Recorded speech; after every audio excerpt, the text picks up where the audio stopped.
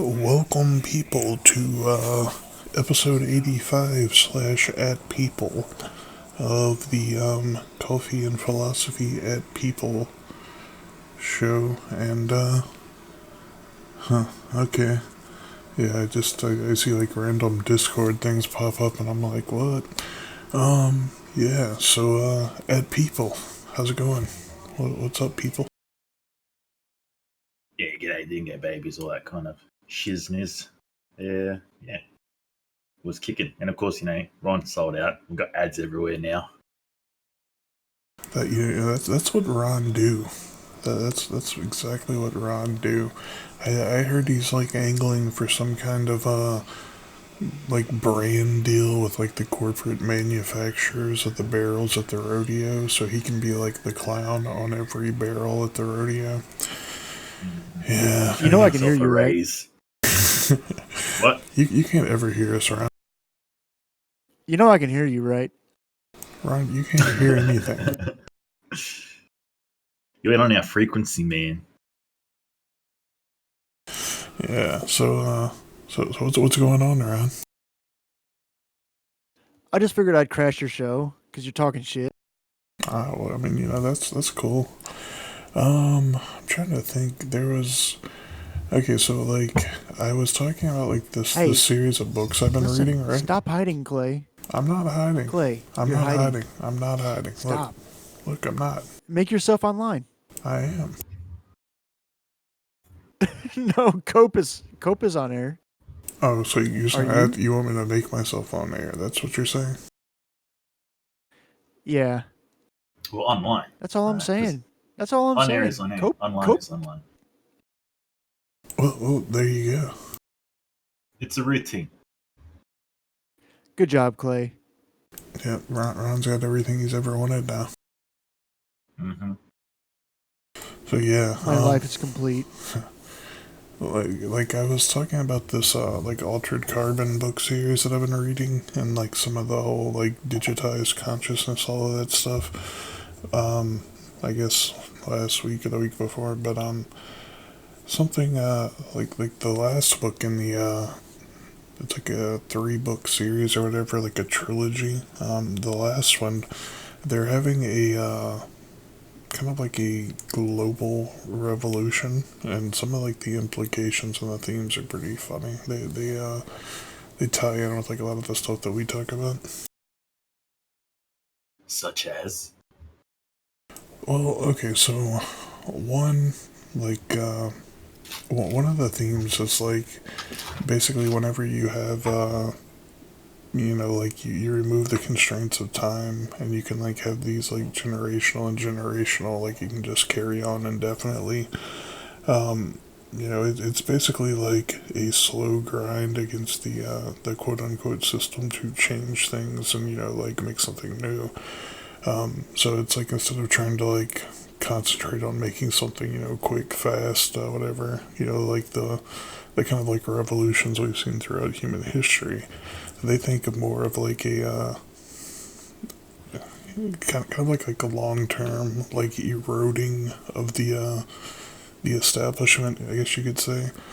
But it's interesting, right? Because like one of the themes that keeps coming up is if like this is how we're really supposed to be, like free, etc., whatever. Why do people always seem to slide back into this default after their like revolutions, like throughout human history? Like every time one of these systems gets overthrown, they always kind of like slide back into the same system with just different leaders. And it's interesting, right? Because like if you're aware of it, like you can see the pattern, but like you're still pursuing it anyway. It's kind of like the question's just like why. Well, I think that's kind of like what we were talking about before with the whole human condition. I think Patient Zero was the one who asked if we're ever going to be able to sort of like defeat it, and my answer was essentially like it's about defeating it. It's about acknowledging it and applying interventions when you can see that these things don't benefit you anymore. Right? I think that one of the go-tos that we tend to lean on is relationships and that kind of thing. Like if you see someone's no good for you, why do you continue pursuing them? Why do you continue doing things that are bad for you? Why do you say, for instance, if you're trying to quit smoking, like you're not supposed to smoke cigarettes. You know it's bad for you, right? So why do you do it? And that's kind of like the eternal question here is like, why do we keep doing these things that are detrimental to our existence? And I think if we delve down deep into ourselves and ask ourselves that question, it's going to be different for every one of us. All right? But the long and short, as I like to say, it's all part of the human condition, right? It's part of what we do, and until we actually recognize it and be able to apply the interventions when they're necessary, we're going to continue to repeat history until we start making these changes, which I think is happening. It's a slow change, right? And once we actually have a new, air quotes, normal, then that will be the new normal. But until then, we're going to keep doing the same thing over and over again. Yeah. So I was just showing people who the long and the short was, but yeah, I don't know. Like I would say in this analogy, like from what you're saying, like right, like if we're gonna use the smoking analogy, right, like it's bad for you, you need to quit. I think the problem is this. This is kind of like addressing that problem of like why once you've gone through it all, like you've been through all the bullshit, you dealt with it and you quit. Like, why would you suddenly just start smoking again, like a couple weeks later? Like once you've cut it all the way off, or I can like tell even you. like a couple of years, right? Tell us, Do Rob. you smoke, Clay? I did for 10 years, stopped, and haven't since. So there's a comedian that I like, but he made a really good point, and this is actually quite honest and quite upfront. There's no such thing as addiction. There is only things you enjoy doing more than life.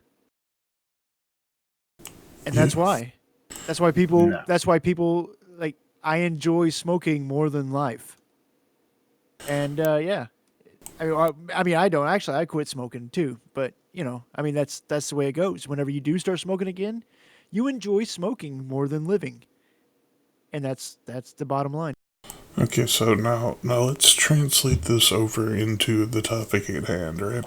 Like if you've gone through, like an oppressive / totalitarian regime, like you've dealt with that bullshit, you finally like break free, crush the system, like whatever you want to say, and you get to the other side of it. Why do you just slowly like slide right back into the same dynamic, right? And now to me, this would be the same thing as like, like you smoke for like 5 years, quit for a year, start smoking again for like 5 years, quit for a year. Except like we apply this analogy like over the course of human history, right? And it's really like, okay, so like you deal with like the oppressive totalitarian bullshit for like extended amount of time, then you flip the script and just like whittle away under somebody else's bullshit until like generations later flip the script again. It's like we can see this cycle, right? Like I think like on some level we have to accept that people either one don't want the responsibility and don't want the headache of having to deal with managing their own lives, or two, like this is just like the natural order of things, and this is why we default to this setting, right? Like most people either need someone to like lead them and control their lives, or most people don't want to deal with it, so they put up with it. What do you think? I think thinking is hard, right? That's one of the key factors in human existence, is that things that are difficult for us to do, we try and avoid them, right? Pleasure principles, that kind of thing. So in that specific example that you're talking about there, like 100%, that's what's going on here. It's easier to let other people make decisions and just go along with it than it is to actually think about what it is that you want, the direction that you want to take, and that kind of thing. And of course, if you want to go your own way, right, that sort of presents a number of different obstacles, right? Social conditioning, these kinds of things. When you start going out on your own, people start thinking that you're weird. Like, why are you doing that? Don't do that. Be like the rest of us.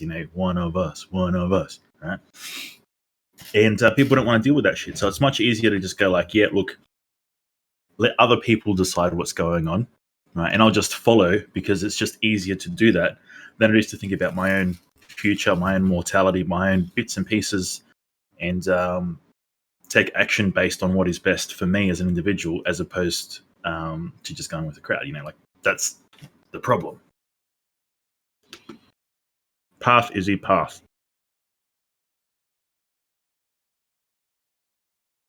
I had to drop this meme I found earlier for Julia because she said it's a mam's world. But yeah, I don't know. Like I said, just like reading it and like the course of this like series of books, right? Hey, look, Kern's here, so she knows about this books well. Or I know she's seen the show. I don't know if she's read the books, but basically, like with this whole concept of digitized consciousness, right? Like your like scope of time is obviously less relevant than it would be to like the way that we view time, right? So like basically, over the course of like hundreds and hundreds of years, you can slowly have a revolution instead of like trying to wait until like there's that boiling point, right? Where all of a sudden, it's like blood in the streets, things are looking like Paris with like the yellow vest and all that. Like if we think about like that whole time thing, right, where they basically kind of like do these things over these like extended periods of time, it's almost like, do you just like allow society to slowly adjust and like steer it in that direction, Well, is that sort of like the contrast between evolution and revolution? Like evolution is something that takes time slowly. It shifts in a means where we don't really realize it's actually happening to us, right? Whereas like a revolution is like it's clean cut, clear. It's like we won't take this anymore. We need to make change, and then there's a huge conflict. Yeah, I mean, I guess that's one way to think about it.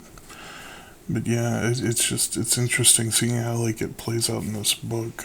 They basically like like they'll like lose track of people, or people will be like taken out of the scene for a while, and then it's like they get like brought back in, like they'll re-sleeve or whatever, like 100 years later, and they'll pick up kind of like where they left off, trying to find like the people that they were connected with, etc. It's just an interesting dynamic. Like if you take away the time limitation and start thinking about like big picture, how these things can evolve, Yeah.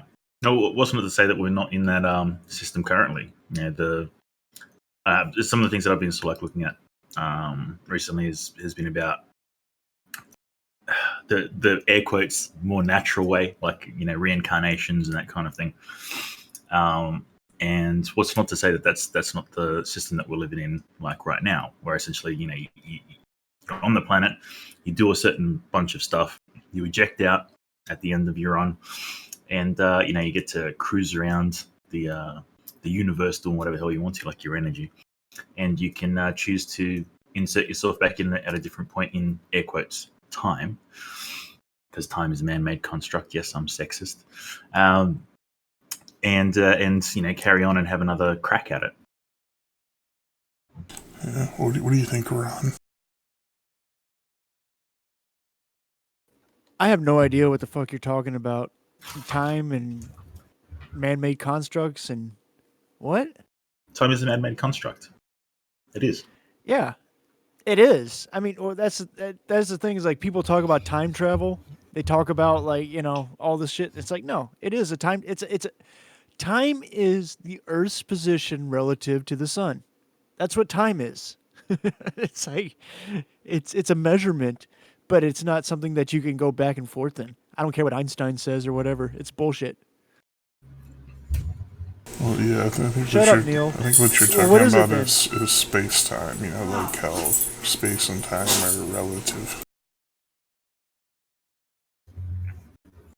I'm more along the lines of like, my concept of like time travel if you will, is less like Back to the Future and more like like Interstellar, right? Like if you watch that film, I know a lot of people don't like the film because there's holes in the construct of like whatever.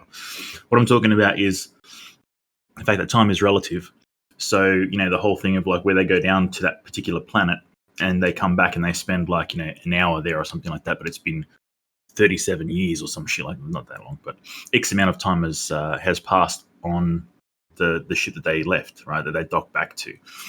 That's the kind of thing that I'm talking about. So it's less and how can you not call that like time travel in a sense? I mean, like, one person ages a considerable amount more than the other people. We're all the same age here. Well, let's just imagine we're all the same age here.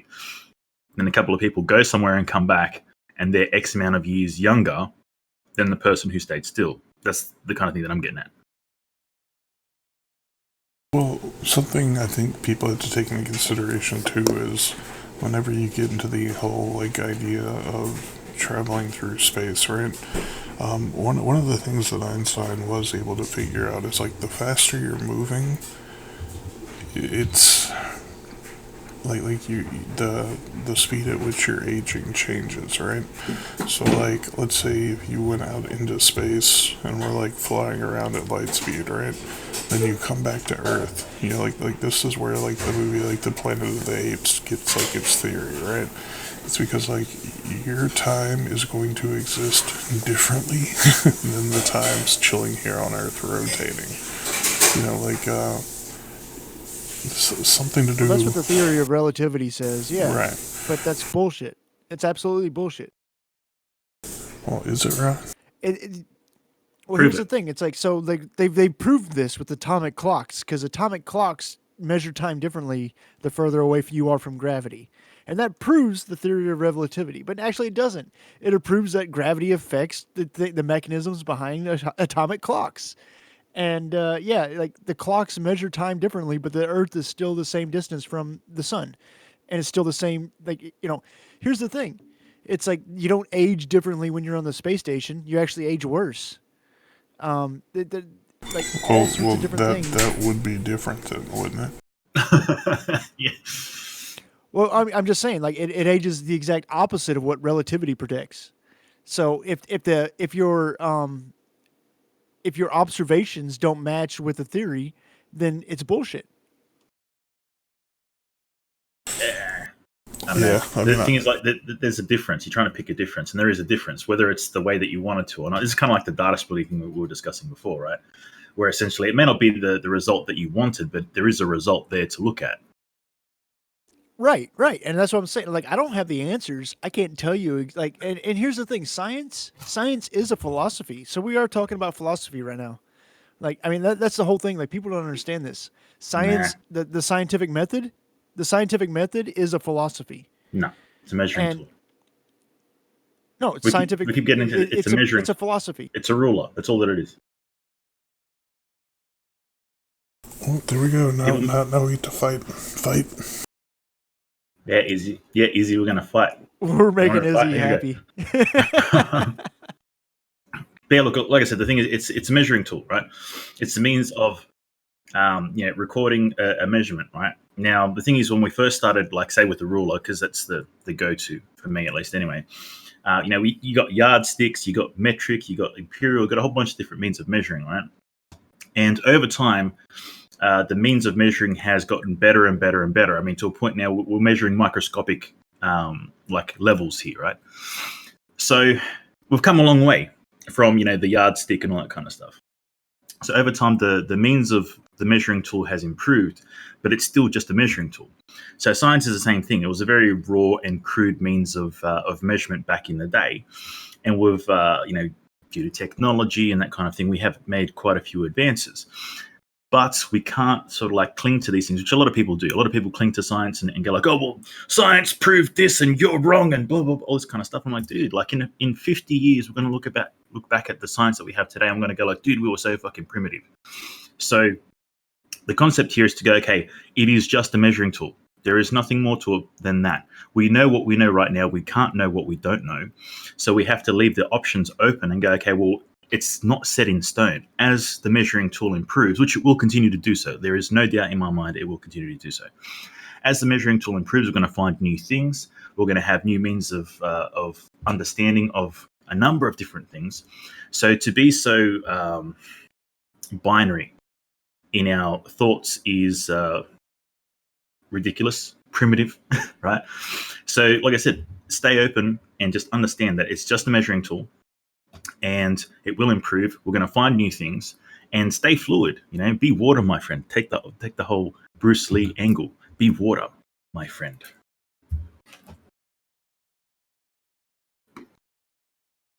One of the things they talk about in this, like, if we ever do like pursue this whole like idea of digitizing consciousness, right? Like, one of the things that they, I guess you could say, like, get into, and I think we could say this is relevant because we can think about like how people exist in dreams or like comas, right? One of the things that they get into is basically you can store the digitized consciousness like in basically like a constructed environment, right? So like you could manufacture reality.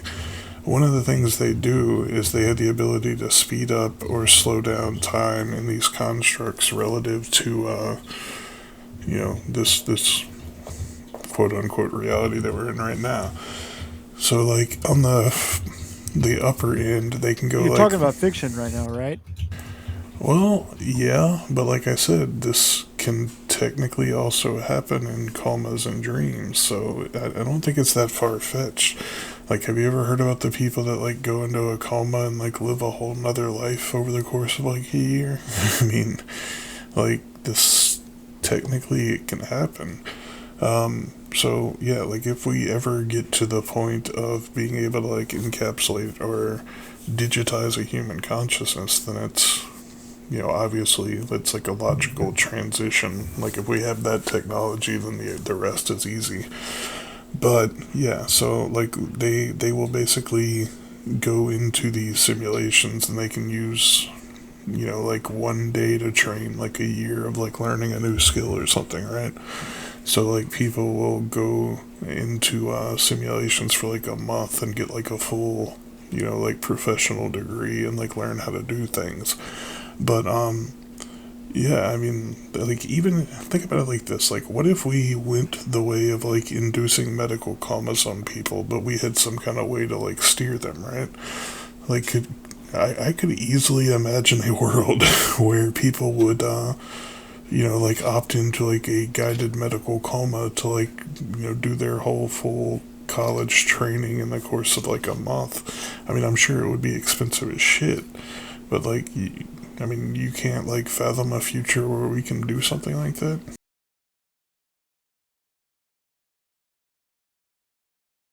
I mean, what if we had a fire pole from Earth to the moon? I mean, that'd be awesome. But I can fathom that, but it doesn't make it exist. Like, that's the thing. We can discuss hypotheticals about what if, and some of the stuff we can imagine. But like, here's the thing: it's like just because we can imagine it doesn't mean it's going to exist or can exist. Like, there's Well, it there's depends. crazy things that can. Oh, go ahead, Cope. Well, I was going to say, it just depends on how you look at it. Because, like I've said in the past, the whole Star Trek thing, like the whole, like you've got this handheld device that tells you all these things. I remember my uncle when I was a child. Like, my uncle was like heavy duty in the Star Trek, and he's like, "Oh man, look at that! They've got these. That's incredible technology. I'm never going to see that. Wouldn't it be so great, right?" And he would like, now pull out your phone, have a look, because it's got all the answers to everything, right? And this is what I'm saying. A lot of the times, the science fiction becomes science nonfiction. So we need to take that into account. So it's very easy to say, oh, well, that's never going to happen. But like the whole thing of manifestation is there needs to be a desire for these things in the first place, and then the move towards it. If you wanted to go into a more recent example, I suppose we could say like the whole, Tesla, Musk, all that kind of shit, and the space rockets and all that kind of crap is like, well, NASA's the peak of the space travel and all that kind of shit. It's never going to get any better. Well, unfortunately, that was wrong. right? And it took somebody to think outside the box and blah, blah, blah, and all that kind of shit. So I do think that that statement of like, just because we think about it doesn't mean it's going to happen kind of thing is like, well, yeah, I mean, like there's some things that are well beyond that, the capabilities of, just imagining shit and just making it happen. But when it's kind of like on the realm of possibility and we're kind of like got some of the technology there and that kind of thing, I'm like, well, I'm not discounting it. I'm not going to say it's, oh, well, it's just not going to happen. It's more of like, well, it might happen. Let's just see how we go. Well, and I think something very like relevant to keep in mind, right, is if you think back, what, like 100 something years, I can't even off the top of my head remember exactly, but okay, let's think about when we were trying to create flight, right? Like we can go all the way back to Da Vinci, where he was creating flying machines and like, painting these things that were completely, for the time, just like pure futurist science fiction insanity, right? And then we can get into the more recent history where we had the government just throwing money at Samuel P. Langley, like, make us a flying machine, right? He's like throwing all this tons and tons of money in. And then the Wright brothers come along and they're just like a couple of dudes dicking around trying to figure this shit out. They don't have all the money or anything. But lo and behold, they figure out how to make the first airplane, right? So, like, yeah, I mean, I totally, I can agree with you there, right? Like, we're not running around with, like, lightsabers. Technically, we do have hoverboards now. But, like, we can say science fiction is irrelevant. But I think we have to, like, agree that science fiction can very much, in some ways, inspire future developments, like once the technology is there. And I mean, looking at our current, like computer power, right? Like we now have cell phones that are more powerful than like the earliest supercomputers that used to take up, like the entire, basically like ground floor of a factory, right? I mean, I mean, yeah, in the future, I could totally see I can easily imagine that there's already interest in figuring out how to do this, but I don't think digitizing consciousness is so far outside of the question. I think, like, my main question is whether or not it's possible, like, if you like find some kind of way to like make a digital copy of a person's mind or whatever you want to call it, like is it real, like which one is the quote unquote real person, right? Like if you can ever get to that point where you can take a soul, like whatever you want to call the, like the person, and you can move them in between like a digital format or like even just like in between bodies, like I can tell you there's definitely the demand. I mean, rich people want to live forever. And as long as they've got money to throw at research and they've got people out there that are willing to try to figure this shit out for money, I mean, it's, in my mind, it's only a matter of time. I mean, computing power is getting stronger and stronger. Like, we're getting into the realm of, quantum computers are starting to, get closer and closer to like existing. I mean, allegedly Google already has quantum computing. I don't know if like in my mind it technically classifies, but it's like we're entering a whole nother realm of technology, right? Like if you think back to where we used to have these like giant massive supercomputers that were like the power of a TI-83 calculator, and now we look at where we are now, like how advanced just like a personal computer or a cell phone's getting. Like imagine what a quantum computer is probably like the next generation, like right now, sure, it's like the whole factory thing.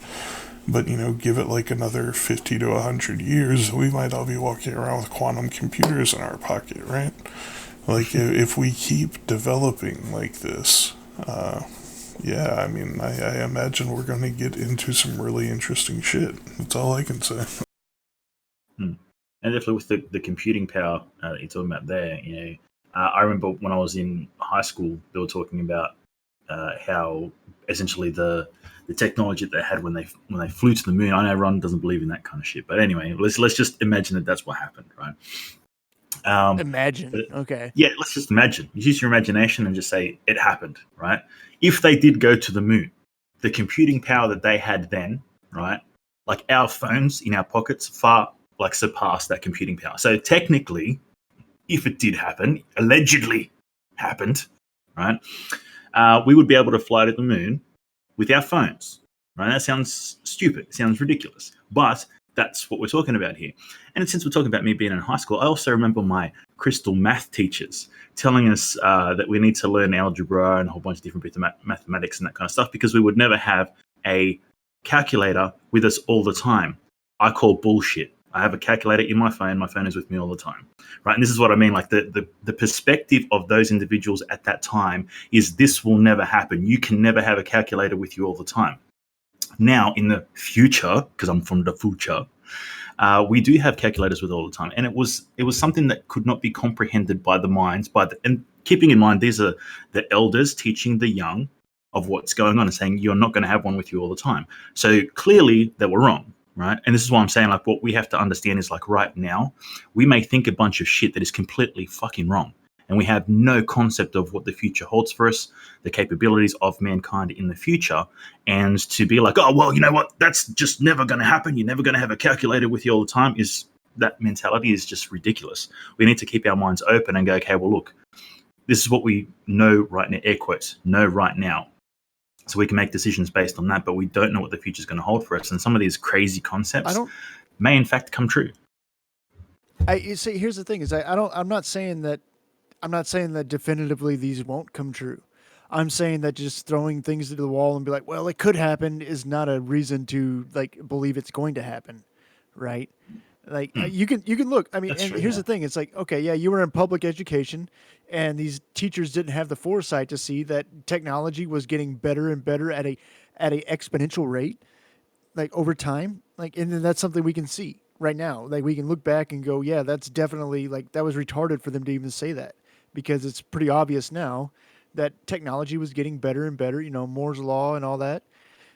We could see that technology was getting increasingly more powerful and in a smaller form factor, where you could actually hold a calculator in your pocket all day, and it goes with a million other different things, and it was just a small part of the thing that you carried every day. Like, yeah, okay, but here's the thing: to make that leap to like digital consciousness is a pretty far leap. And we can't even we can't download the digital consciousness. Like, if we could download the digital consciousness of an ant right now and then extrapolate from that, then yeah, I would be like, oh shit, that maybe that's a reality. But here's the thing: it's like, well, we could just say like, well, in the future, men are going to be women, and I mean, I guess that's a bad example. How dare you? How dare you, good sir? I am offended. That's a bad example. That's racist, Ron. But that is fucking racist. Going back to my example of a fire pole from the moon to the earth, we could just say that, like, there's gonna be a fire pole from the moon to the earth, and you can slip and slide all the way from the moon to the earth, and as long as you're wearing your spacesuit, that's gonna be Go with life an elevator in the future. because the elevator is something that was actually being discussed. So let's just stick instead of Well, a fire space pole, let's go with elevator? yeah, you've never heard of that? Well, the space elevator. Yeah, I've heard of the space elevator. Yeah, And that's actually not attached to the moon, and it's actually a possibility. yeah. But I guess what I'm getting at here is that there's a balance, the fence, if you will, between the two areas that you're discussing there. Because of course there's some things that are beyond the realm of possibilities. Well, what we think is possibility, like right now. But I think what we tend to try and do, at least on this show, Ron, at least on this show, is think about these things, and because there's people that are working their minds and trying to work this shit out. If they do succeed, what does that actually mean? What are the implications morally, for humanity? How will this technology be used? If it is indeed successful, how will it be utilized? Because, like I said, before the atomic bombs were sort of like made and all that kind of shit, right? To talk about that kind of stuff would be like, oh, they don't have that. That's not a thing. It's not real, right? But motherfuckers were working on it, right? It was something that was coming in the future, and to just go, okay, well, when it's here, we'll decide. Is kind of like leaving it up in the air. Whereas, if we try and have that discussion like right now and explore the rabbit holes and that kind of thing, we can have some kind of understanding of the difference between what we think personally and how humanity will deal with it when they actually have that technology in their hands, or we actually get to that particular day when these things happen. So Ron, let me Have you? let me put one thing here into perspective for you, right? Like, if we can get to the point where I think a lot of us are at this point, I don't know if you are personally, but if we can get to the point that we see or we come to understand like human consciousness is just energy, right? Like there's actually some evidence to suggest that human consciousness exists in the basically like the top of the spinal cord, the brainstem. There's like electrical pulses that run up and down, and so some of the evidence suggests that this is where quote unquote human consciousness is housed, right? Like, let's say we get to the point that we can understand or we realize or figure out how to like interface with that energy, right? And we find out that that is human consciousness. Human consciousness is that energy. Like, basically, think about how a computer works. Like, if we can get to that point, I don't think it would be that hard to, like basically create some kind of interface to store the data from that electricity into some type of like RAM or, like some kind of storage drive, right? Like, that's kind of You're what we right. already Yeah. do with computers. So that's what I'm saying. Like, yeah, like all of this stuff can Well, that sound rests on kind a of lot of far fetched, but I mean, is it really? that rests on a lot of assumptions, though. So, like for instance, I mean, like, what if your consciousness doesn't exist inside your body? What if your brain is actually an antenna? Your whole nervous system is an antenna that reaches out into the ether and pulls the consciousness out from like beyond, right? It's still possible to download a consciousness, right? Like if you can make a replication of that antenna to pull that being. But here's the thing: this is something that it rests on a lot of assumptions, and that's my problem with it. First of all, you have to assume a lot, and then you have to go along with those assumptions in order to like extrapolate into what can be done. And Welcome to if you string theory. understand what, right? I mean, and that's the But, thing. It's but, like but string so theory like is real. String theory is real, though. So that's acceptable science. no, it's a theory. I mean, well, it's not even a theory. Like as far as like science goes, science like like it's a debated topic that people really like. Some people are pro string theory, some people are like, this makes absolutely no sense, it's way too convoluted. And that's the thing. It's like right now, like even relativity, which I disagree with, because I understand that like dark matter and all that bullshit is basically a fudge factor for a failed model, but it's the accepted model right now because it has the best predictions. And I mean that's the way it goes with So, science. so like And we've already gotten into like the whole like sci-fi, like side of the woo-woo here, but I think part of what you're getting at here is maybe like the more like quote unquote spiritual side of things, right? And like this, I could totally like I think like we're in agreement here, and I think that's part of like why I started talking about this and kind of like bringing this topic up over the last couple of weeks. I feel like okay, like let's say you're right with like the whole, like basically like the brain body just being a receptor for like a signal that we don't really know where it comes from. Like I tend to firmly believe that we are energetic existence. Like consciousness is a reflection of the source consciousness. Like that's this is my understanding of how our universe works. I tend to think that, if there's any quote unquote God, it's what I would call like the source consciousness. And we are all, like all conscious beings, basically just some reflected piece of that consciousness, right? So, like, let's go on that assumption here. And I think this is really where my questions come in. If we figure out some way to, like, basically intercept that signal, we collect that digital information to where we can basically, like, embody it or move it around, whatever. I think like that one, it doesn't get rid of the original source. Obviously like if we're just a receptor, then basically what we've done is copied it to the best of our ability. And I think that if we disconnect it from whatever that source is, then it becomes something different, right? Like I don't know if like forgery is the right word, but Yeah, like obviously, I think that there are aspects that would be that or like that would come from like the interaction with the whole that you wouldn't be able to digitize just from like picking up that transmission. Maybe would be like a good word for it, right? So like But if there are yeah. forgeries in nature, like twins, for example. And we've seen like twins separated at birth studies where they've shown, like, I mean, there was one that's been going around here recently. There was a guy named James. They both the parents named him James. He married a guy and married a woman named Linda, divorced her, married a woman named Betty, had a dog. They both had dogs named Toy. They both like were into like the exact same kind of occupation. They both like enjoyed the same kind of music, like on and on and on and on. And that kind of like shows that there's something there to the consciousness that's reproducible but not yet perfect. And yeah, like I mean, it's exactly what you're saying. There's also examples where it's the opposite as well, where twins separated at birth don't have anything in common. So, and that's what I'm saying. This is the whole thing when we start delving into it. We have to look at all the data and go, okay, well, yeah, look, there's these really interesting concepts where, and even concepts where, like, when one person gets hurt, the other person feels it, like really hardcore fucking shit, right? But at the same time, there's also examples where there's absolutely no connection at all, like that. And this is what I'm saying. Like, we have to take this into consideration when we're looking at these things. So I don't know. And as far as like the whole possibility of this happening, necessity breeds creation. Right? If there's a need for this, and of course there's a lot of people that want to live forever. I mean, like look at half of the the tales that we've heard. The fountain of youth and all that kind of shit. And every day you turn on the TV and you've got people selling you products on how to stay young and all this kind of shit. Like there is a thing there, right? So like I said, necessity breeds creation.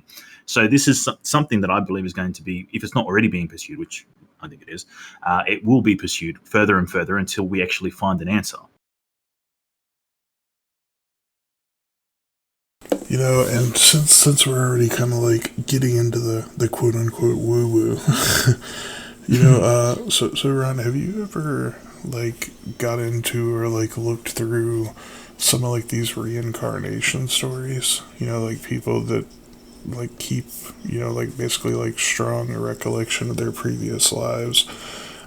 There was this kid born in India, and I want to say like around the time he was like 4 or 5, like whenever he was talking really good and everything, he basically remembered, or this is the story. I mean, I can't testify that it's true or not, but basically he remembered someone killing him in his previous life. He took the police where to find his body, and then he ended up actually telling them who killed him.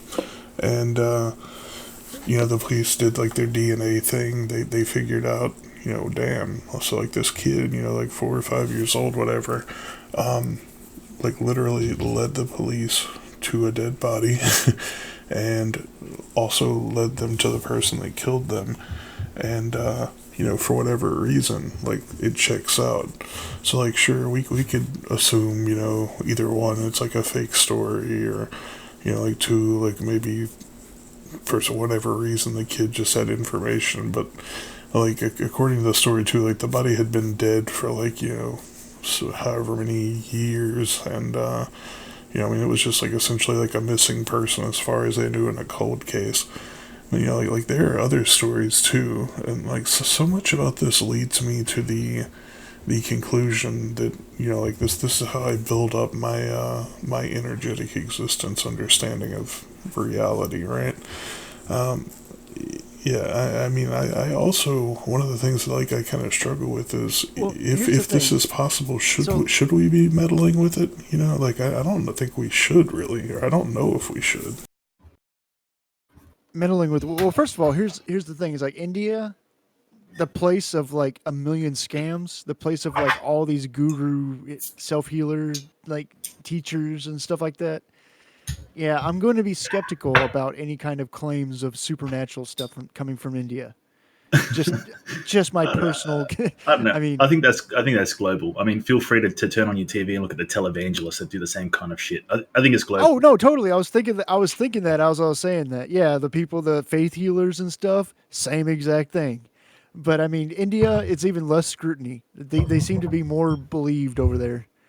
Like over here, at least, you see the televangelists. There's some people that believe, and there's a lot of people that are like vocally going, "That's bullshit." Over in India, not so much. You know, at least not as far as I can see from across the ocean over here. And let's ask Philip. But either way, yeah, Philip would be like, "That's bullshit." He seems like the kind of bullshit meter over there, but Actually, he doesn't seem to be. Here's the thing, though. Like, and yeah, like I would love to believe that. That's actually something I would like. My cognitive dissonance would goes against like not believing that because I actually do want to believe in that, but I can't. They worship midgets in India. Okay, well, I was going to say, I Ron, don't like, know about that. didn't you have a guest recently that was talking about reincarnation and that kind of stuff? Like, because I only caught the tail end of that. But was there any impact on your belief on reincarnation through your interaction with that particular person? No, so that was Urasol, and like I like the guy, and he does some tremendous research. I got to admit, like he does, and but no, like I mean, like there's anecdotal stuff, and then there's stuff that's held to a higher scrutiny. And basically what he was telling me was anecdotal. So it's like, yeah, that's nice to believe. I would like to believe that, but as far as it goes, like I can't make that. I can't cross that river. I can't make that leap until and until there's like, I mean, until there's documented like multi, I don't know, it has to be, a preponderance of evidence, right? Because it's a very like it's the same thing. It's the same thing as like anything else. Whenever you have like a very small claim, like I caught a big fish today, right? That's a very like that doesn't affect your life whatsoever. That has no bearing on your decisions you're going to make tomorrow. That has no bearing on anything that you have to do at all. That I caught a big fish. So you might just believe me by virtue of like, oh yeah, I know Ron. He probably did catch a big fish. Whatever, it doesn't matter. Or you won't believe me. It doesn't fucking. It makes no difference in your life whatsoever. But if you start like making big claims, like gravity really isn't real. Like gravity is a social construct, and if you stop believing in it, you'll float in the air. Well, you're gonna need some fucking proof. Like that changes that's a big claim and it requires a like extraordinary evidence, not just there was one kid in India that floated, so gravity isn't real. Like, oh, okay, let's just believe that and just fucking move on. Bit of R. Kelly, I believe I can fly. Yeah, no, I mean that makes sense, but I think also we've got to consider that there are some things that I feel like as far as like at least the current level of human understanding, we are extremely limited on, right? Like especially when we get into the realm of like mental health and things like that are like kind of abstract and subjective, right? Like we have no clear cut way to prove that something like love exists, right? Or happiness or anything like this. But Consciousness. but we can do like the basic test of whether or not like to figure out whether or not it's real or whether or not it exists, because we can just run down like the simple little checklist, like, okay, does this thing exist or not? Okay, how would my life be altered if it did not exist? You know, how would my life be any different? Like kind of like think about it like from this abstract. Like, I mean, I would say, like, do you think like the concept of love is just like a complete like mental construct, and we all just have like this shared psychosis? Like it's not something we can prove. We have no way to quantify it. But I can tell you the vast majority of human beings sure believe in it, right? Mm. For me, like I said, the go-to is consciousness, just consciousness in general. It's something that cannot be measured by science, and if it can't be measured by science, it's regarded as pseudoscience. It's unscientific. So on that same sort of like level, so because it can't be proved by scientific means, and again, I use prove very loosely because prove is bullshit. But anyway, so we can't prove it, therefore it's not real. Is that what we're going with here? Because if so, what are we all doing here, right? What are we all experiencing here? Because it's a it's hard to sort of like say it doesn't exist when we're all experiencing it, yet we can't quantify it in a means that's appropriate for science. Well, so here's the thing: it's like when you say it isn't real, that's a claim, right? And it's not for me. It's not if you don't prove it, it's not real. It's I believe it's real whenever you prove it. Like, there's a difference. There's a very big distinction there. Say consciousness isn't real then. Right. Here's the thing, though. Like, it's not a claim to say, like I'm saying, like let's step back and not even make the claim whether or not it's real or not. Like, I can totally make the claim that there's no way to quantify it and there's no way to prove it. Like, that's evident. Oh wait, I thought we were going to download consciousness digitally here soon. I'm talking like, about something even more simple than that, right? I'm talking about like just like the concept of like love, happiness, hate. You know, like if we want to go like really far, what about like anger? You know, like sure you can. Well, I'm just saying that like if you're saying that eventually we're going to be able to download consciousness, like all these other things, like you said, are trivial. They're absolutely trivial. Like we're going to be able to quantify love. We're going to be able to digitally like assign parameters for love. Because I mean that's just a very small part of consciousness, right? Yeah, I mean also you got to keep on here. I'm not telling you this is the future. I'm just saying I don't think it's a stretch to imagine that this kind of stuff can happen. I have no way of knowing the future, Ron. But yeah, I mean, like, if we're going to get into the realm of what's real, what's not, like, what's a valid line of thought, I mean, I think we could go, you know, much more simpler and, like, just look at humanity in general. Like, how much stuff do we take on, you know, like, faith or base assumption from our own experiences, right? Like there are so many things that we have no idea how to quantify, measure, or even prove that they exist that we already just accept. So, you know, I mean, I think it's interesting, right? Like we live in a complicated world, you know, and sure, like there's plenty of people that have incredibly scientific minds, but like even them, you know, like they still have to operate on some kind of like base level of assumption or faith about a lot of things because there's just no other way around it, right? Like, unless you're like full on, like forever alone, monotone, zero human interaction. I mean, I think like your experiences from interacting with other people would tell you that there are things that exist, you know, like at least from like a psychological standpoint. Yeah, that you have no way of like really, you know, like understanding on any kind of serious level. Yeah, I mean, I guess like people could go through their whole life without ever feeling anything, but you know, like even then, like how would you be able to prove that you don't feel anything?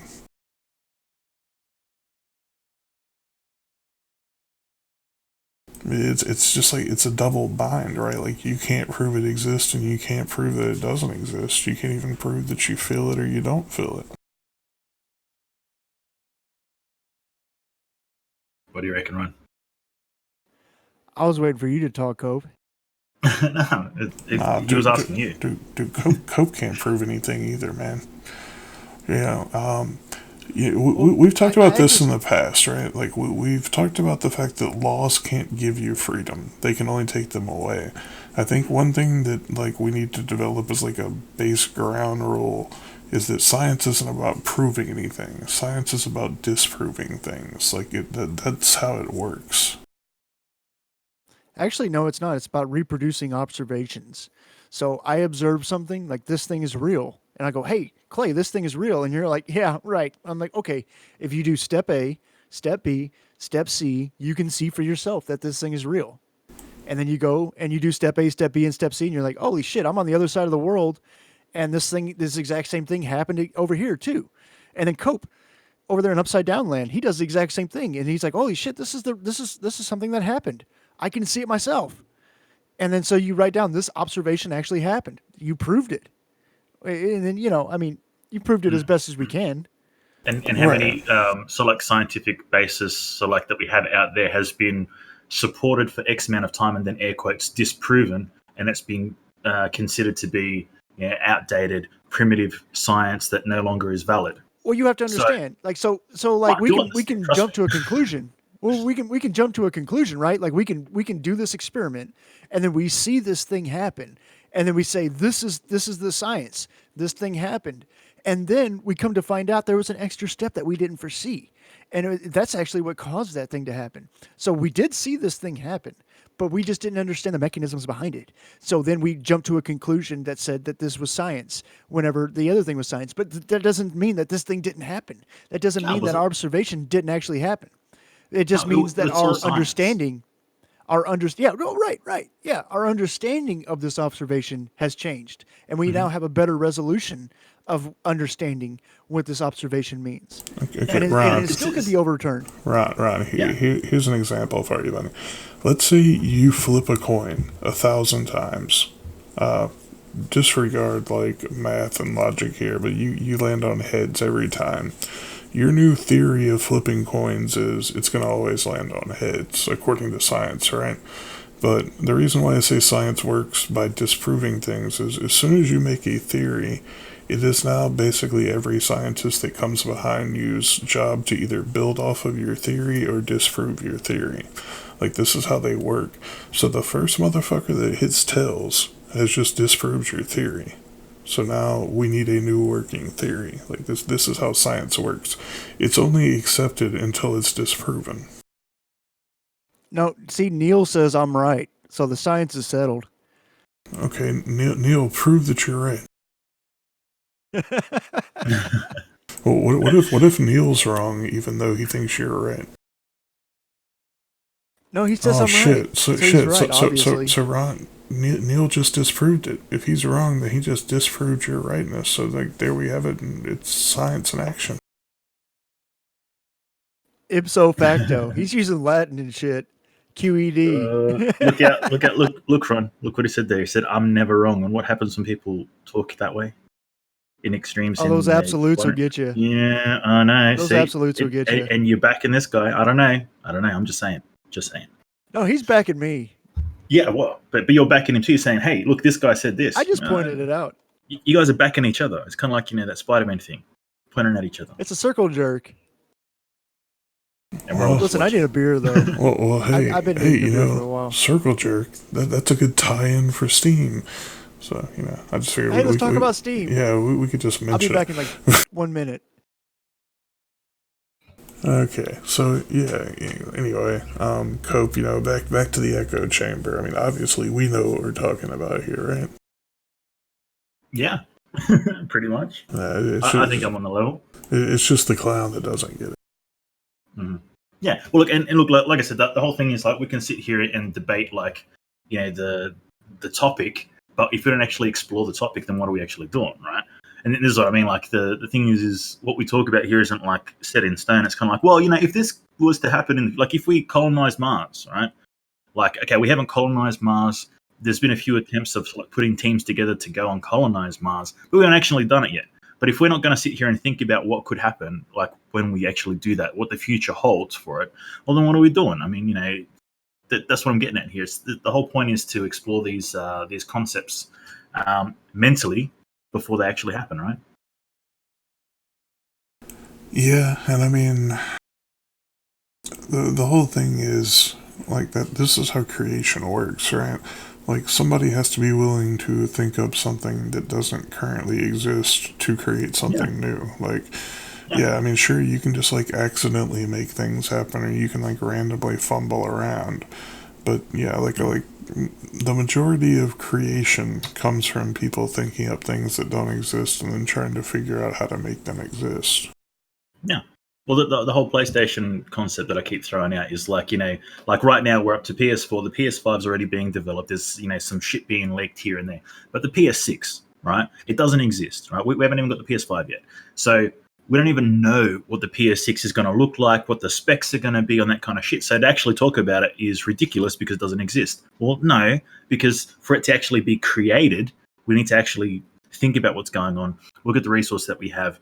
How can we pack that into like a nice tight little box that we can sell to people for lots of money? And this is what I'm saying, like necessity breeds creation. So once we actually have the PS5, the PS6 is going to be in development. well, the concepts are going to be in development, and we're going to, manifest. I think that's probably the best term to use. We manifest these things out of thin air, right? Yeah, okay. We don't, do like the I Dream of Genie, like cross our arms, blink, and there it is.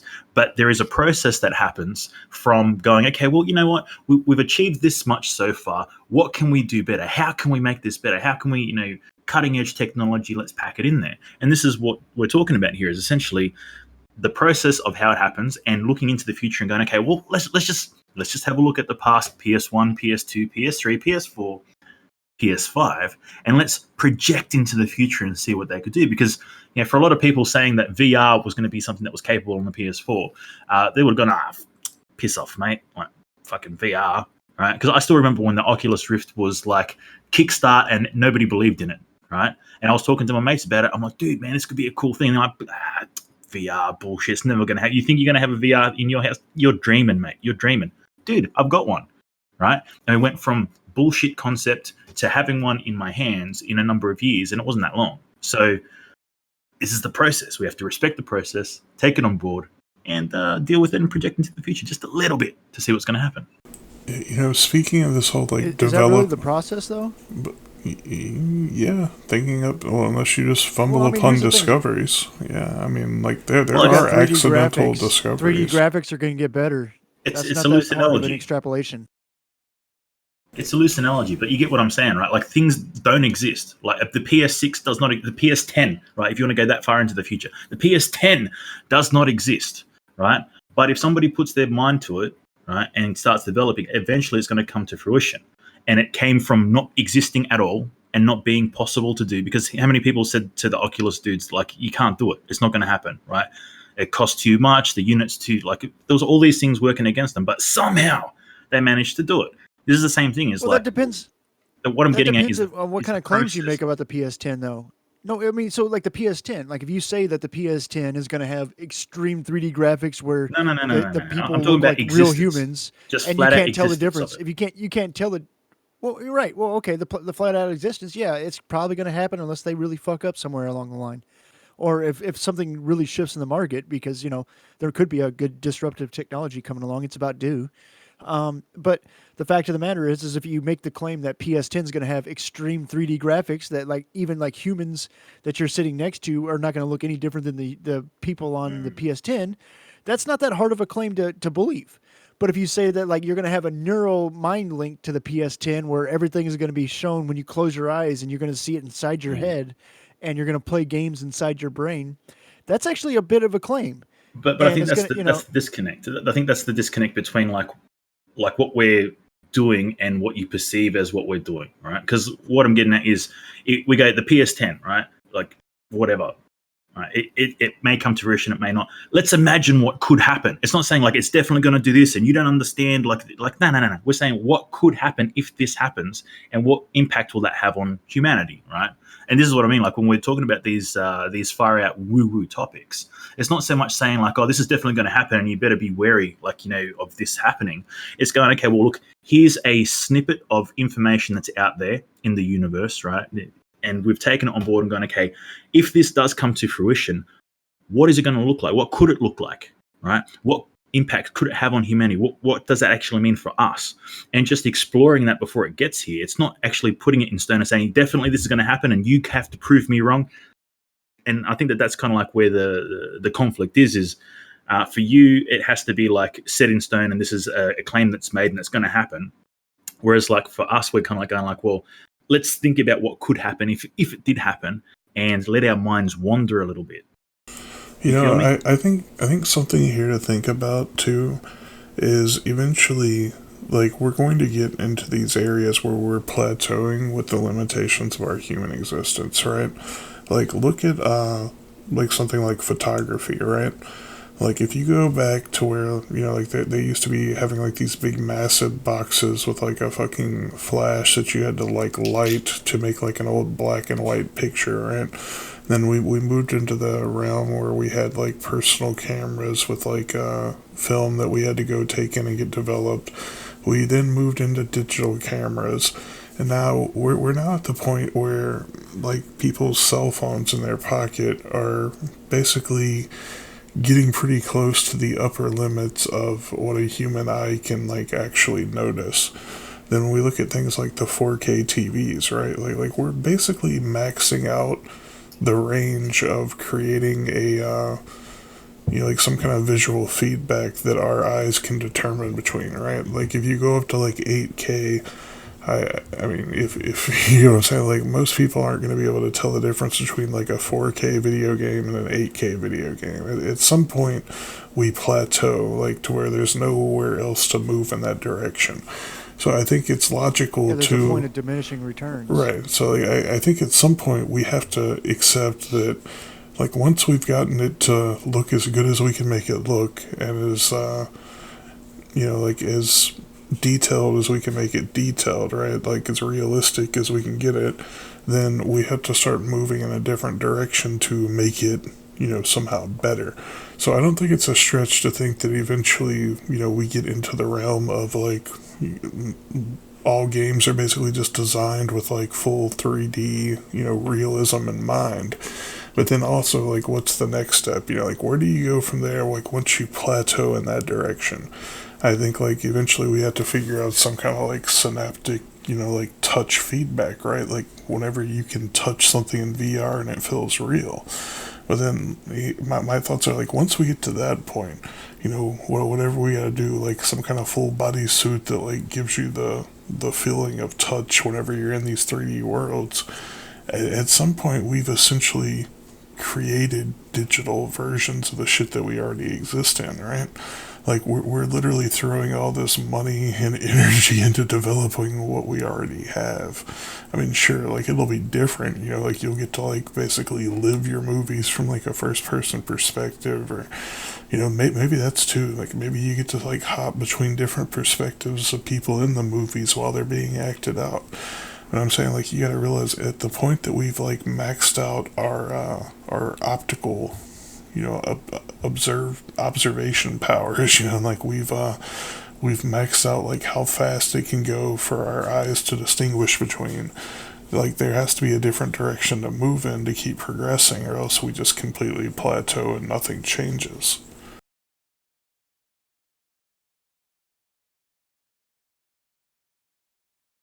What you reckon, Ron? I mean, like so there's like there's limits to the human, right? Like so the fast or what our eyes can see can only perceive so much until like you get down to so much where you need a microscope in order to get detail. And there's even like refresh rates, right? That's actually the thing with VR right now is refresh rates, where you look at like watch a movie. If you watch a movie at 29 point something frames per second, like it looks indistinguishable to real life as far as like you don't see the frames. But if you put on a VR headset and you look around, like all of a sudden they're realizing that your eyes can actually see up to like thousands of frames per second. And they didn't realize that because you're not like looking around while watching a movie. You're watching a static screen.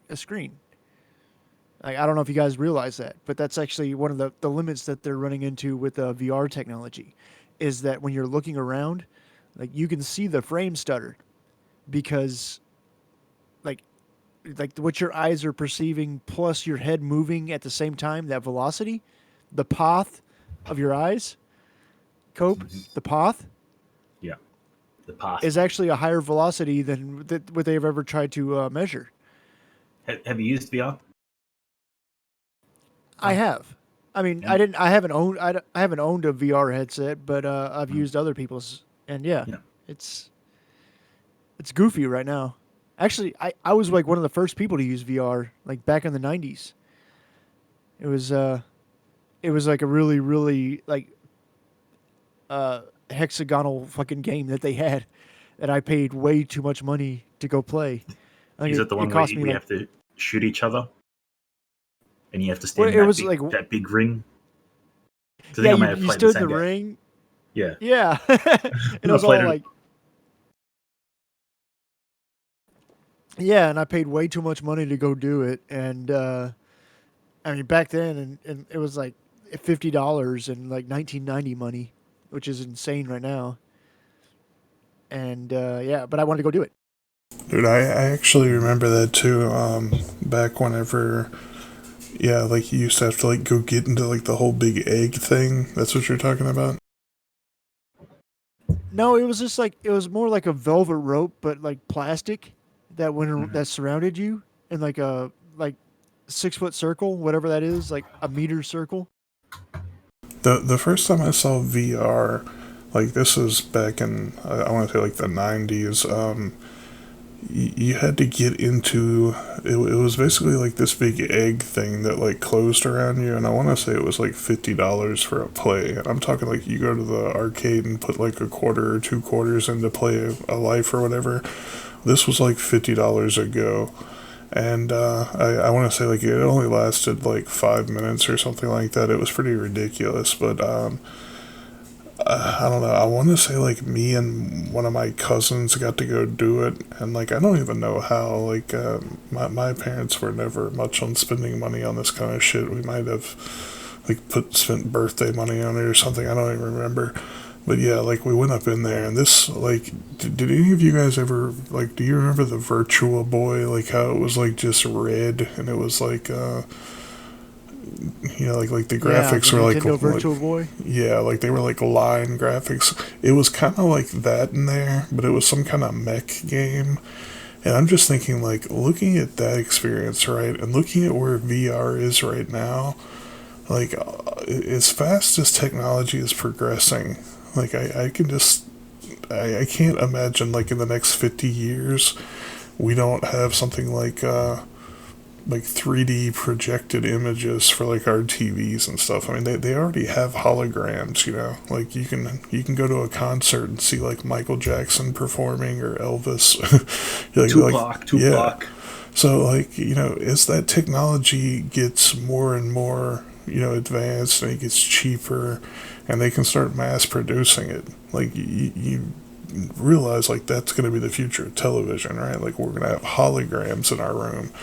Like what happens whenever we start having like holographic VRs? Like we play our game, but Well, that's yet, like, augmented reality.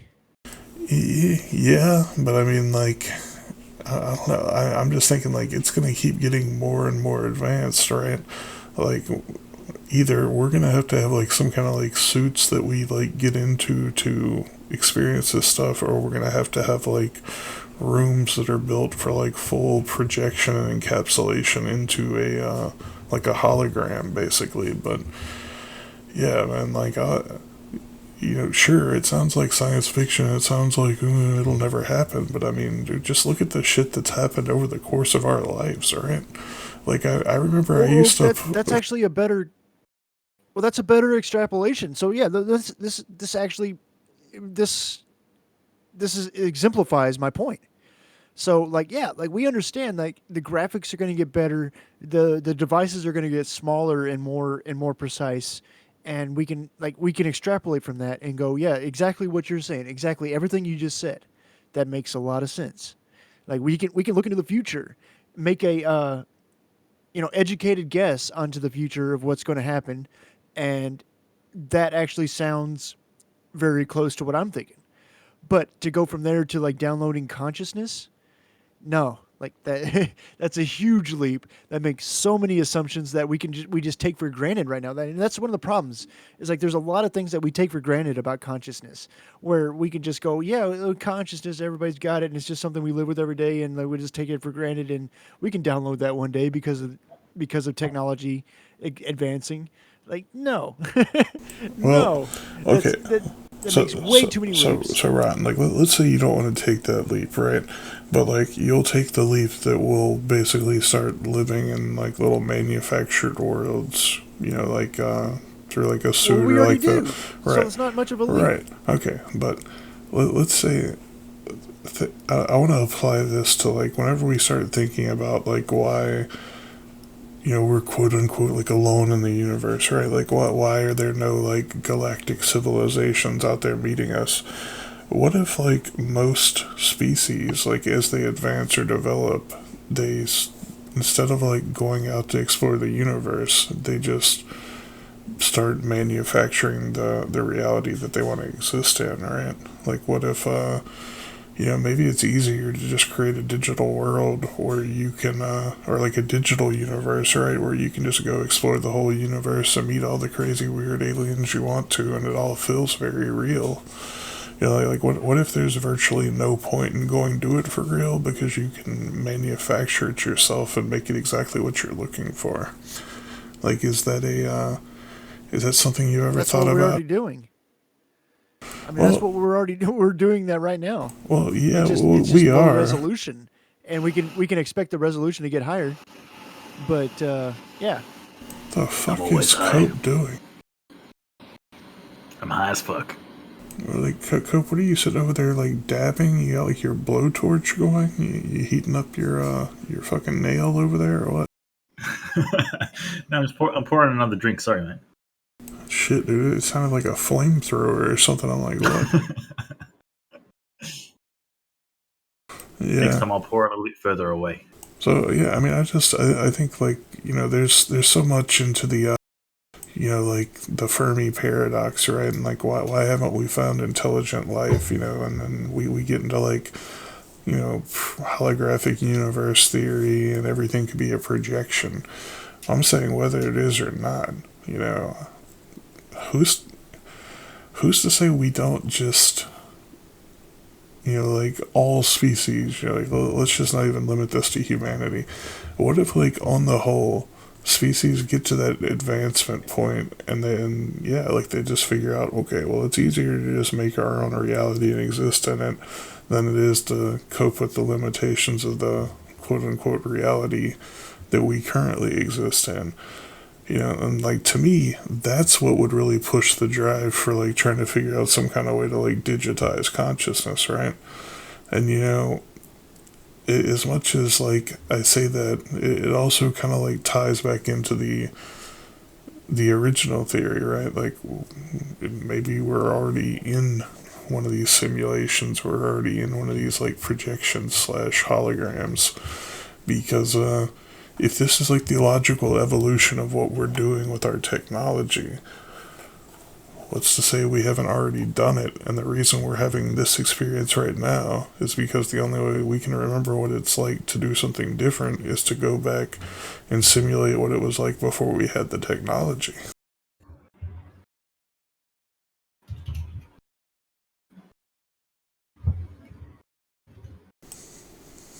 Just a thought. Cope, what do you think about this? I just got here, man. I'm waiting for you to answer. Dude, Cope's over there with his bazooka cooking up a baboon or something. Are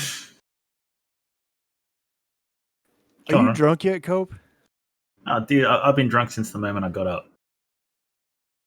Oh yeah, you're Australian. I forgot. I feel like Ron's just like dodging that whole topic. Well, I mean, I'm just saying that, like, you can extrapolate so much, right? But then once you start, like, once you have the wrong variables and you try to extrapolate too far, it's obviously bullshit. And I mean, we can see this with, like, let's jump subjects, climate change, right? The world was going to How end in dare you? 2014. The world was going to end in 2016. The world was going to end in 2018. The world is going to end in 2012. 2021. It's all going to end because we have these models. We can extrapolate from these models, and we can look into the future, and we can see that the world is going to end. Panic. And I mean, that's the thing. It's like, so when you have broken, like when you try to extrapolate too far with variables that you don't really understand, then you're not going to have good predictions. And that's what I try to refrain from that. Like, I mean, it sounds like a good thought. Like what you're saying sounds nice, but like to extrapolate that far, it's just like, okay, yeah, well, let's just pretend some crazy shit's gonna happen, and yeah, okay, it sounds fun, but does it really mean anything? But that's the thing. Like what we were getting at before with the whole like manifestation and things that don't exist and all that kind of stuff is, yeah. It seems like the perspective that you're coming from is like, well, it sounds like too much bullshit. Don't even bother, kind of thing. And if that's how we dealt with these things, we would never make the advances that we do. Because when someone turned around and said, "I want to put a set of goggles on my head and do VR," and people said, "Ah, bullshit, too far fetched, not going to happen, then it wouldn't have happened. And this is what I mean. Like, it's not so much as just accepting it and just going like, oh yes, because somebody said it and they prophesized and they are the second coming. And no, it's not about going that far. But it's going, okay, what is the perspective here? They put it forward, explore it a little bit, and go like, okay, well, this is what could happen. This is what couldn't happen. These are the limitations of the theory and that kind of thing, and letting it play out, kind of thing, as opposed to just being like, nah, fuck this shit. That's fuck it, just chuck it away. Dude, like, let it play out, because that's what science does. Science goes, okay, what's the theory? Put the theory forward, and some of these things are far-fetched. Like we said, string theory is something that is accepted. You may not like it, you may not agree with it, but it's there, and it's happening. And science goes, yes, string theory is air quotes scientific, even though it defies all the bullshit fucking science that we know. Evolution, Actually, another not. great So, example. Like, it's very divided. So, like, evolution is not divided. String theory is very divided. Well, okay, And but here's both the thing, it's concepts like, are the same to me. What predictions? What predictions does string theory make? String that we can theory, use? string theory and quantum mechanics are both flawed. Quantum mechanics is based around the speed of light, which we cannot accurately calculate. And then there's no way to reconcile string theory with quantum mechanics. String theory's based so much off of like assumptions and deducing from information that we don't have. It's Actually, Clay, I'm going to stop you there. I'm going to stop you there. So, like, we can actually quantify the speed of light in a vacuum. That's actually something we were able to do pretty well with very high precision. But here's where it goes wrong, and you're right, but for the wrong reasons. We assume that speed of light is the fastest thing in the universe. But like what's the speed of gravity? Like, like I think that hold on. faster. What's the speed of love? No, I'm sure that love is faster than light. Oh man, Put my emotional wanna, content to rest. See, Cope wants to get into quantum entanglement now. But look, what I'm getting at here, dialing back to what I was saying, right? All of these theories, like string theory and evolution, are accepted by scientific communities, regardless of like, okay, there's arguments. There's arguments about every scientific theory. There's always a naysayer. So that's not something that's a factor that we need to consider here. There's always going to be people that don't agree with the current science. What I'm getting at is the fact that these theories are generally accepted, even though they are classed as pseudoscience. When we apply scientific rules and measure to them, they are classed as pseudoscience. And this is what I'm saying, like, understand that this is how the scientific method works. How it evolves is by putting these far-fetched concepts and testing them until they have a result of some sort. If we discard these things, we're throwing out the baby with the bathwater, as they like to say. And we have to keep a number of different constructs in mind. Like, scientific minds greater than ours have dealt with these things and have said, okay, well, there's these rules that we have to go by if we're going to be utilizing science as a tool, right? Because that's what it is. It's a tool.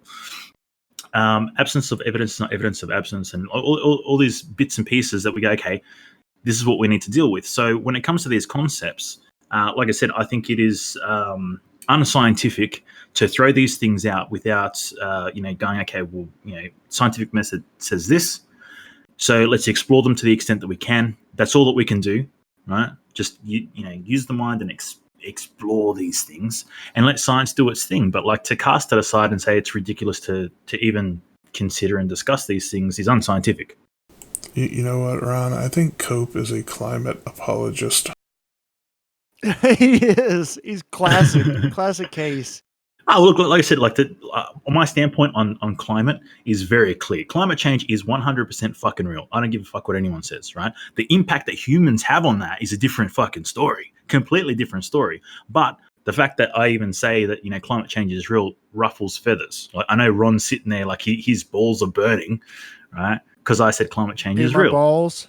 Your balls are burning. How do you know about my balls? Wait, can you tell me about them all the time? Do you have scientific data about my balls? Hold on. You send dick pics all over. Cope, are you trying to say there were things like ice ages and global warming before human beings ever existed? How dare I? How dare I even suggest How dare you? Such a thing? Greta is turning in her grave. Clay, I hope you're playing I Dare You fucking sound clips right now over our talking. Nah, dude, You don't have that shit set up? Well, one, Dude, no. come on, man. But two, Your radio career. on broad. Oh shit! Did Ron just die? Wait, can you hear me? Yeah, you clipped out there or something, but I don't know, man, dude. Like, fuck, here we go. This is where the show takes a 180. I don't put a lot of faith in these like manufactured fucking personas that the media puts forward, right? Like whenever they're automatically like manufacturing like spokesmen from like school shootings and things like that, or just like now they've got Greta out there to push a fucking agenda. Like there's a meme where it talks about like how Al Gore and all of his predictions never came true. So like now they're using Greta as like the new face of the same fucking movement. I don't know, man. Like, yeah, I'm kind of like with Cope there. Is climate change a real thing? Yeah. Does it have?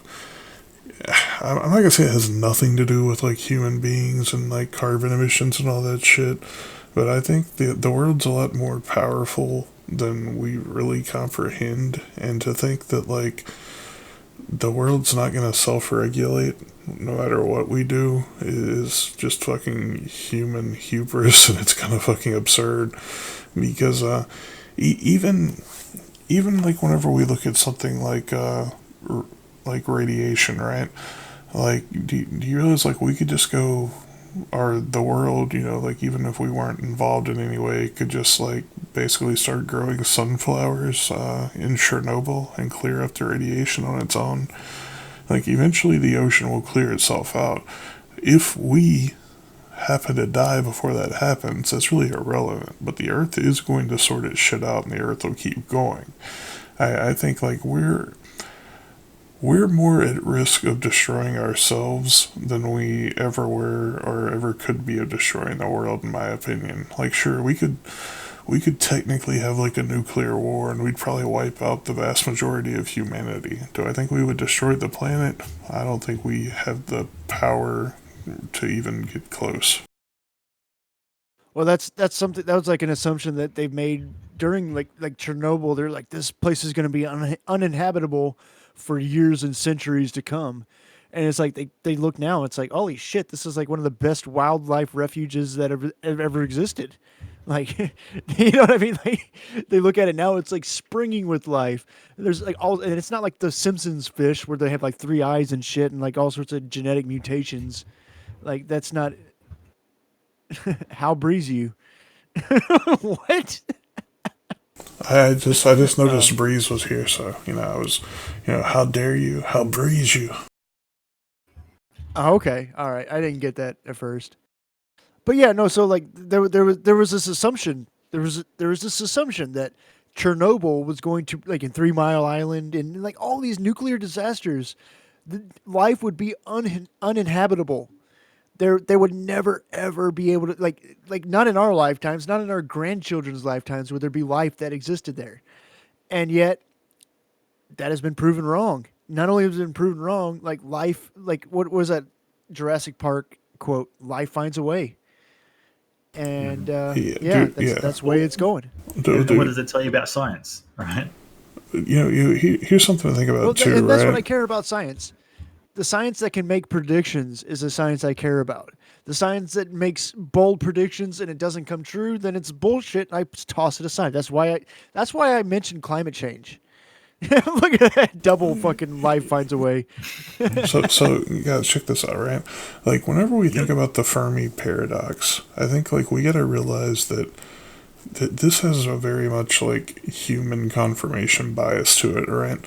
Like, we've already proven that life can exist in circumstances that we can't even fathom how it's possible, right? Like, you can go down to the fucking, like volcanic vents at the bottom of the ocean and find, like, bacteria and shit growing there, right? Like, whenever we keep, like, going off this, like, assumption that there's, like, no life on, like, so many planets, or, like, we can't comprehend how life could exist, like, dude, I think what we need to understand is, like, just the understanding of how we define life and what we think it is from like existing on Earth and like our own human understanding of it could be extremely limited. Like, what if not all life is carbon based? You know, like what if there's silicon based life out there, right? Like what if there are other like building blocks of life, and just because we can't fathom it or understand it or figure out how it would work, it doesn't mean it's not possible. Like I can't even personally like really imagine what a silicon based life form would look like, or what a planet that it develops on would really look like. But technically, like there are scientists that have proven like technically silicon could be a building block of life. Now, again, like I said, what that would look like, how we would be able to relate to it, and if we would comprehend it as life, you know, I think it would probably take like firsthand interaction and, you know, like experiencing or, you know, like seeing these things for ourselves, right? But yeah, I think like we have to realize how limited our perspective is, and like how much it colors our science and our understanding of the universe. I think just looking at the vast scope of the universe out there, right? There has to totally be shit out there that like we can't even wrap our minds around. Just on the fucking off chance of like random generation, right? Like if you really think about it, like humans look pretty fucking weird compared to most things that exist on this planet. Like that there are things like look at a platypus, right? Like look, we live in a world where there's a thing like a platypus, there's a thing like a human being, and there's a thing like a giant squid. You know what I'm saying? Like just this three examples of diversity like cover the fucking spectrum and weirdness. Now we also have things like a Komodo dragon, right? Like imagine a world where it's completely silicon based life, and they have this whole fucking variety of evolution from like every end of the spectrum that's all varied and unique in its own way, and it's still like the complete fucking flip side. All of it is like completely just insane compared to a carbon based life form.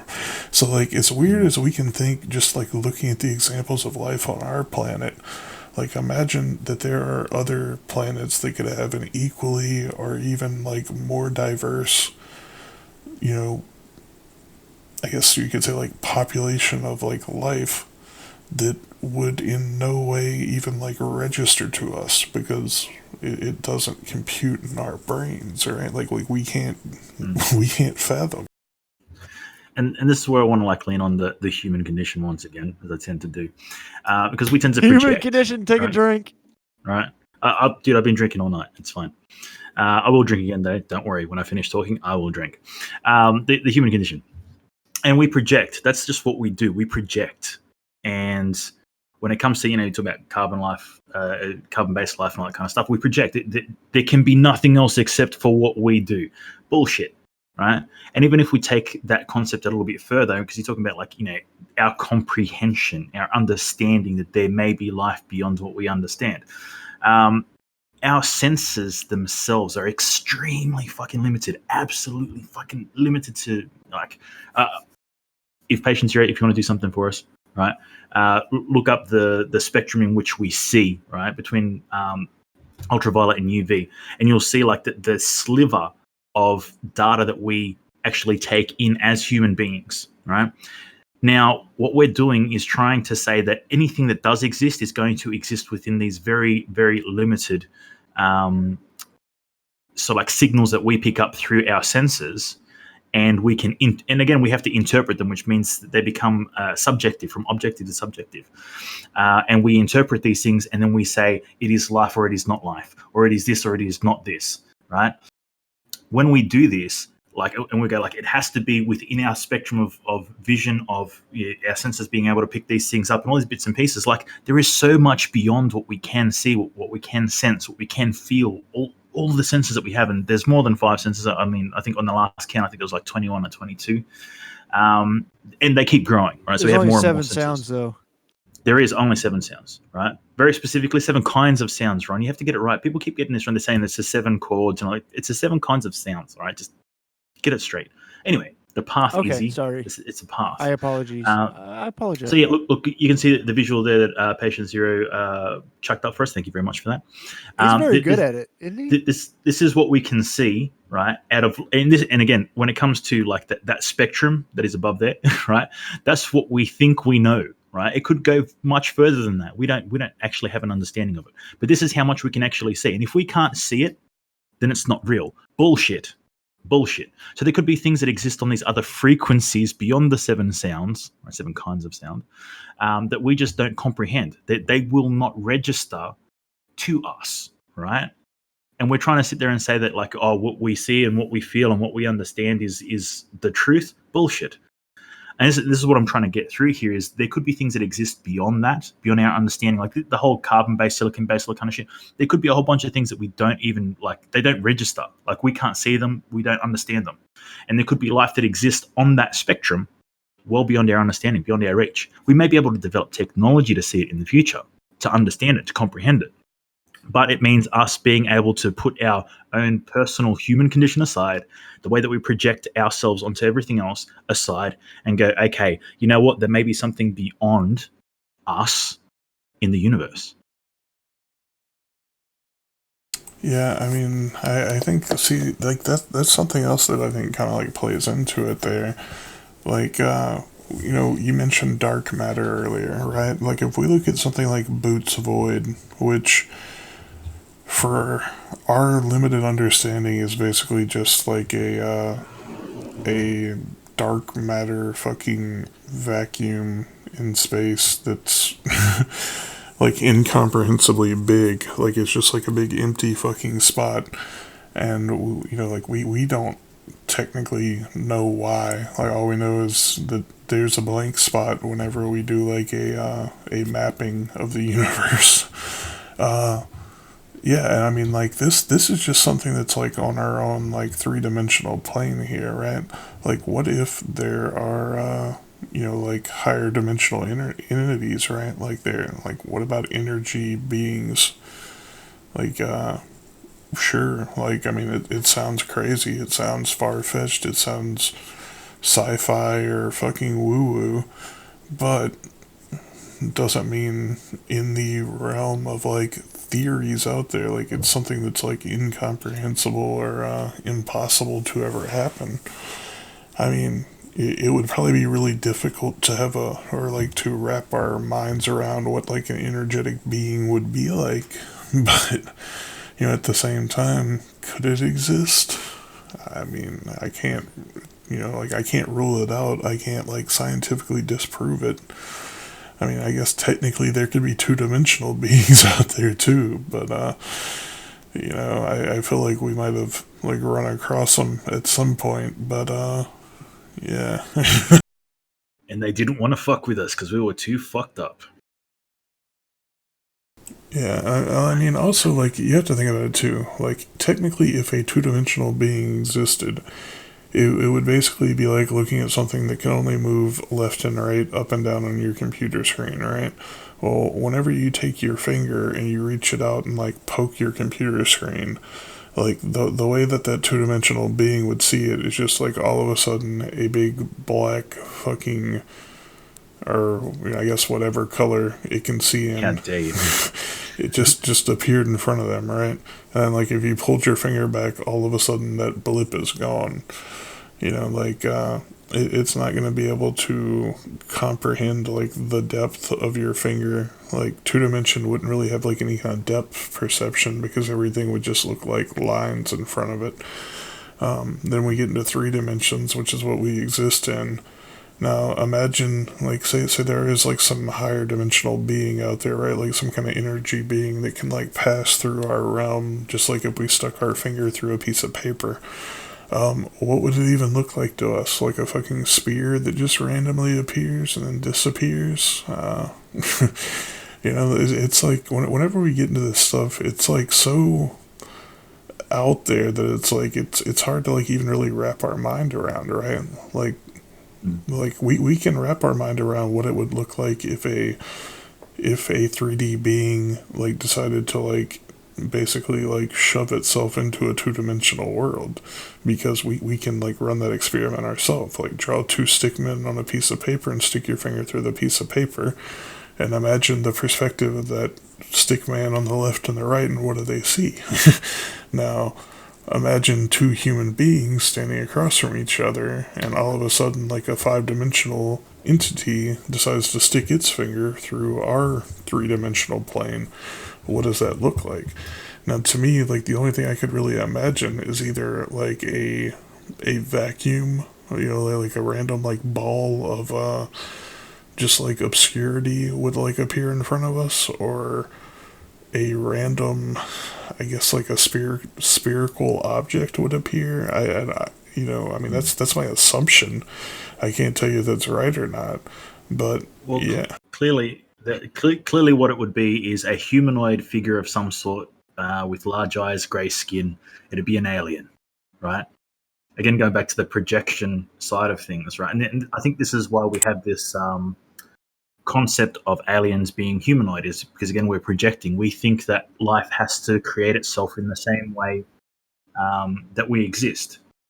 So naturally, for it to be an intelligent life form, to be a superior life form, it must walk on its hind legs upright. It must have a head and a brain. And clearly, if they're very smart, right, to travel across billions of light years across the galaxy, they have to have a large brain. So they have elongated heads and these kinds of things. And this is what I mean. It's always about us projecting ourselves onto other things, and we do it like even with a lot of the beings that we have on our current planet that we exist in, because we could inhabit Mars at some point. When we look at like the behavior of dogs or cats or chimpanzees or like whatever, we always have that connection of like they're doing stuff like us. It's like, well, I mean, yeah, they could be, but they could also be doing things like themselves, and we just think that it's like us because we are the air quotes superior beings. So when you have the example there that you're putting forward, Clay, of like what would it look like, I think that what we tend to do is make these things, like whatever the phenomena is we try and give it that human touch, like it's something that would happen like we would do it. That's why it's happening that way, and we have to quit doing that. If we really want to have an understanding of how the universe works, we have to stop projecting ourselves onto it. yeah. So see, Ron, like if I wanted them to hear, I would have to hold down my push to talk and go. Now they can hear it. That's some serious. Like that's a badass keyboard. Whatever you got. Yeah, I only use mechanical keyboards. Yeah, I was actually surprised. Working in a call center, I did not expect them to have mechanical keyboards, but they do.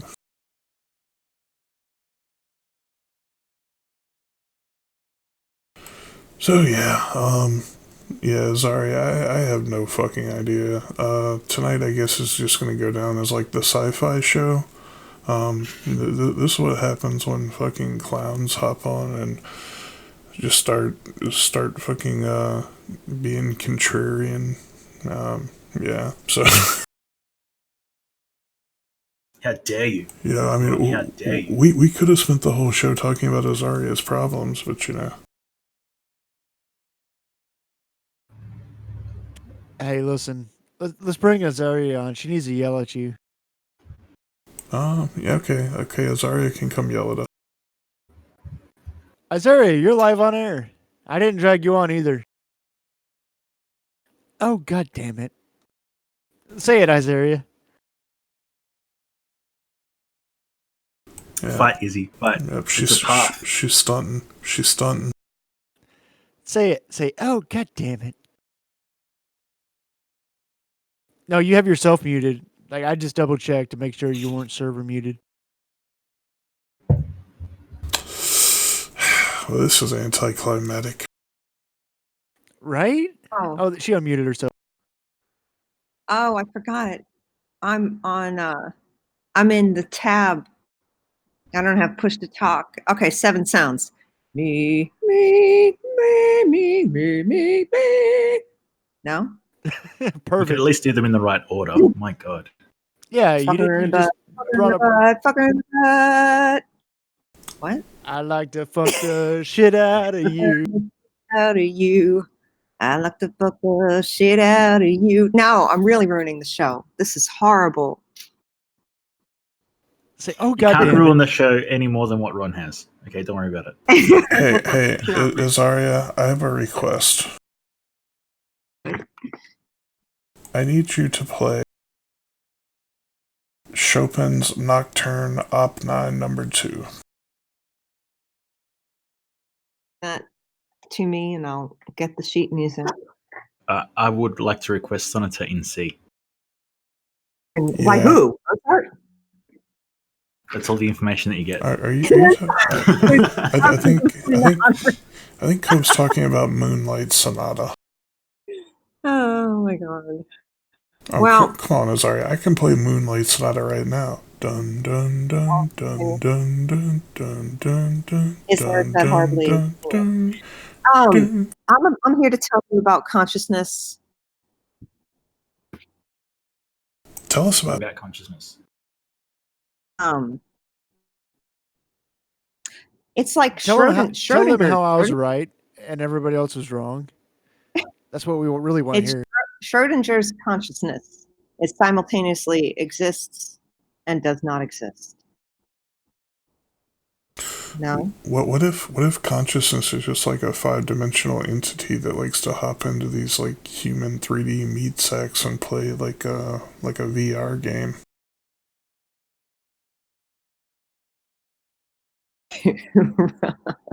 Road to Nowhere's requesting Nickelback. Listen, there is a Nickelback song that I do like, okay? And all of you can just fight me in real life, okay? What See, is I it? play Nickelback. I've played Nickelback before. Look at this photograph.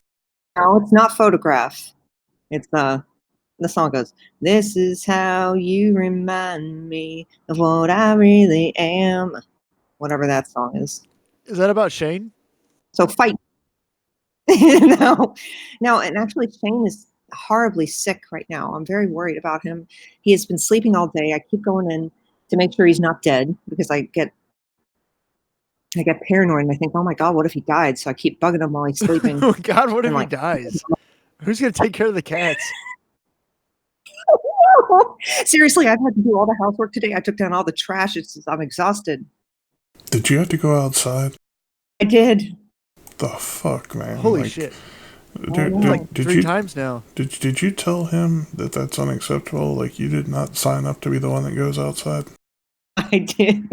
One of the times I woke him up, yeah, and he said, "I'm so sick. You don't understand." And I was bugging him with the problems I was having. He didn't care.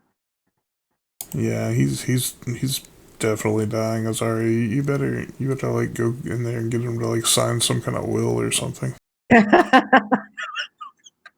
Make sure he writes down the Steam keys. And, you know, like gives you all the crypto passwords. Yeah, like yeah. I mean, God. For real, I think about that stuff. Have you Yeah. tried rubbing your Don't boobs in his count on face yet?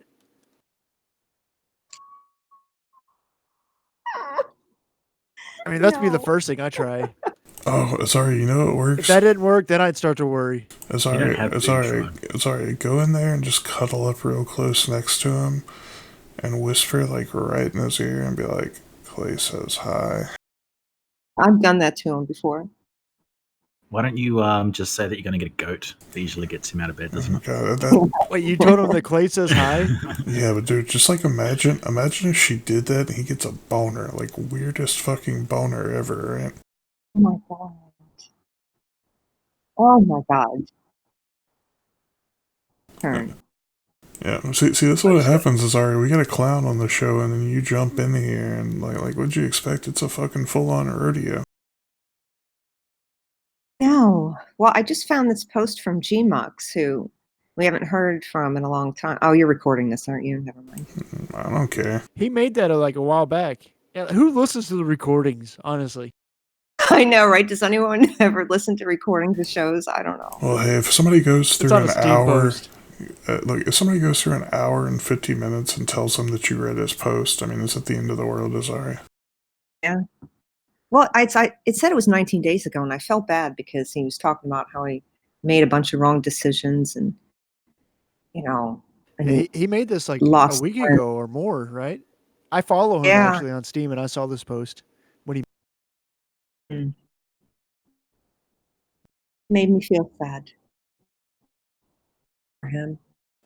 Well, I mean, it's this thing. It's like so, like when people make the wrong decisions in life, you sometimes have to live with those. Like Yeah. and yeah, you know, it's like when you Sometimes. realize you made the wrong decisions. Do you get a chance to go back in time and make all the right decisions? No. And that's Time the is thing. It's relative. like, okay, I mean, you know, there is consequences for actions, and if there's not, then you never learn. So it's tough. And I understand you're a woman. You think with your emotions rather than logic. Oh, That's why women shouldn't vote. I understand. Yes.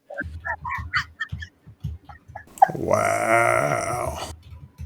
oh my god, he cracks me up, and I know because I know he's probably serious too. But I think sometimes he I tries to am. trigger me.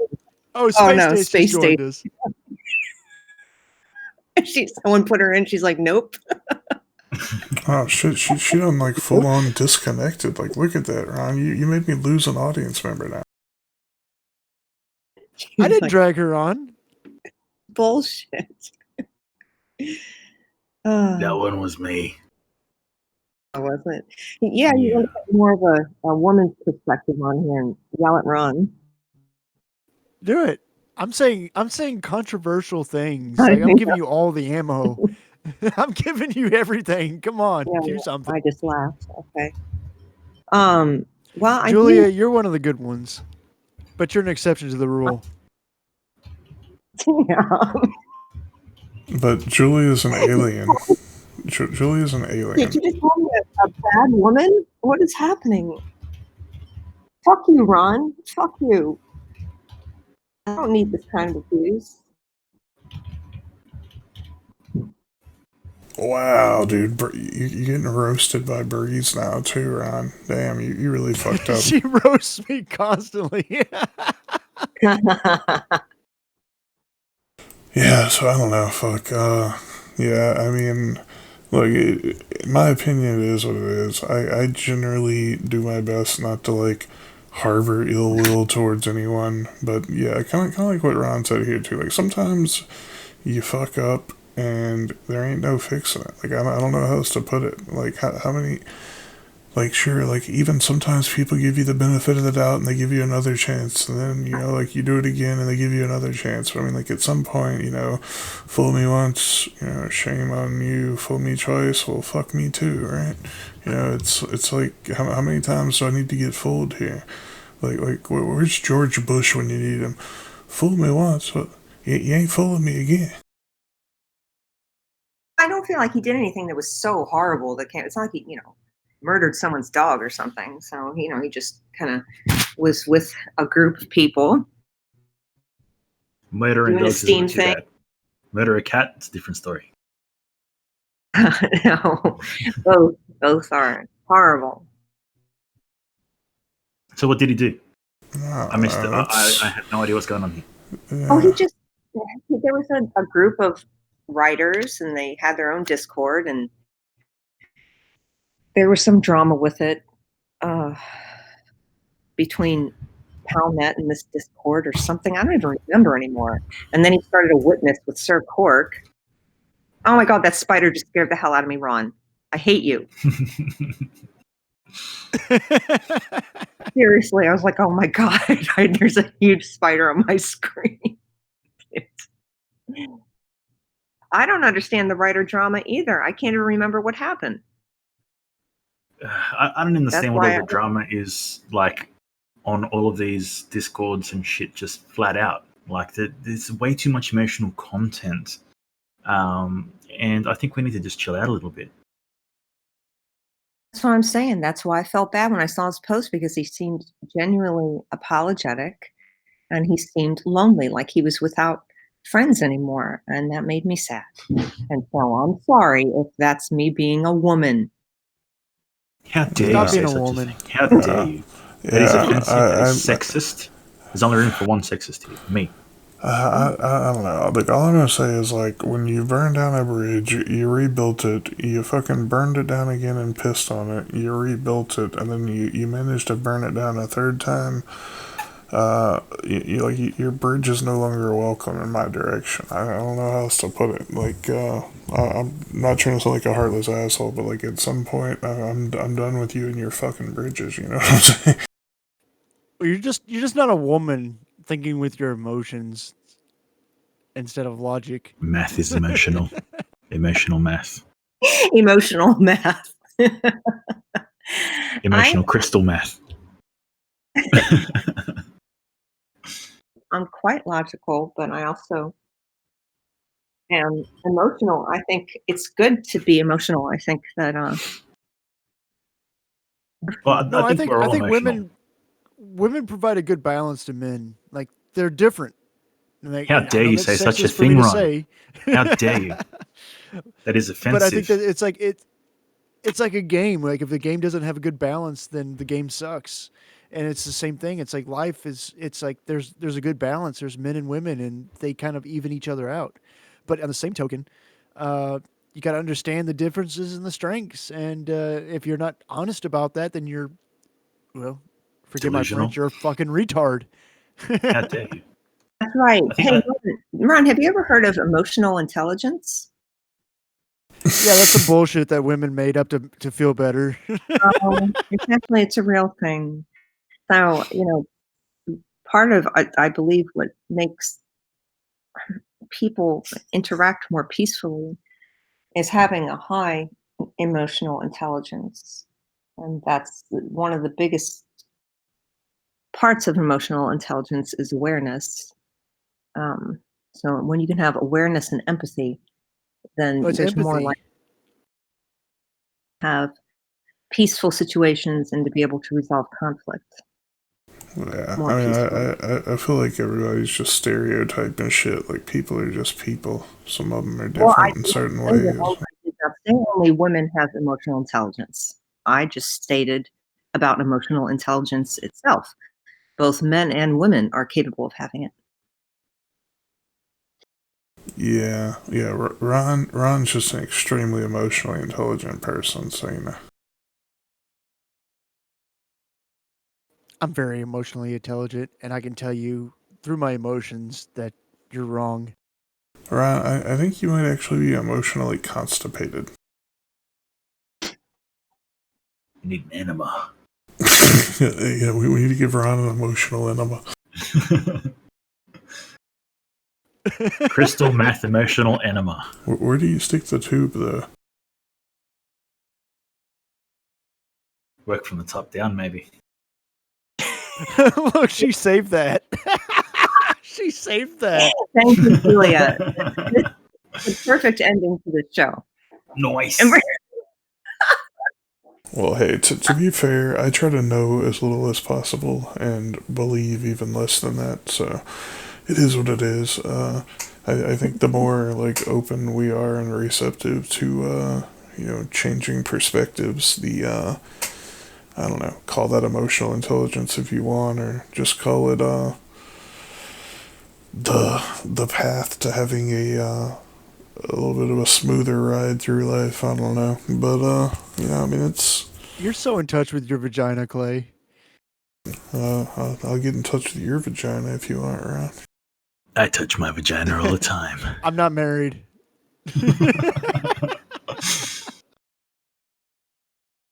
Wow. Okay, so here we are again on the end of whatever the fuck shit show number, whatever this is, and yeah, apparently there was a random clown, and then Azaria popped up to I don't even know, like, what the fuck, like, what were you talking about, Azaria? Like, consciousness?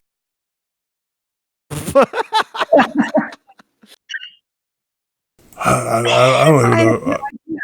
Yeah, see, like, this is why I need Cope to take the notes, because I have no idea what the fuck. All I know is we talked about, like, Star Wars or something tonight, and then fucking... I can sum it up. Yeah. I can sum it up. Human Isaiah came condition. on. It's all human condition. Yeah, human condition. Izaria came on just to understand what consciousness is, so she doesn't declare Shane dead before he's actually dead. Okay. Everybody say goodbye so we can make weird noises. Bye. Much love, copious thugs. Bye.